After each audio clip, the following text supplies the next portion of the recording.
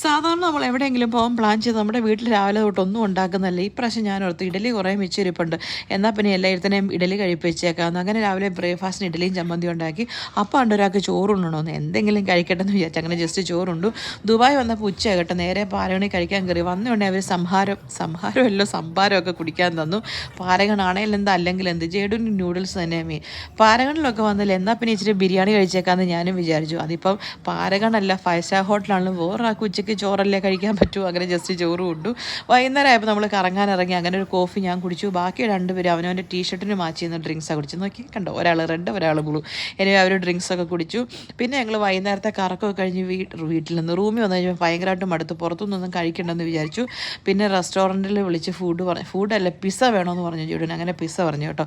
അങ്ങനെ പിസ്സയൊക്കെ വന്നു. പക്ഷേ വൈകുന്നേരം ആയതുകൊണ്ട് എന്തോ എനിക്ക് ഹെവി ആയിട്ട് കഴിക്കാനൊന്നും തോന്നിയില്ല. അതുകൊണ്ട് ലൈറ്റായിട്ട് ഞാനൊരു സൂപ്പും കുടിച്ചു. അതായിരുന്നു ഞങ്ങളുടെ വാട്ട് ഐ ഈറ്റിൻ്റെ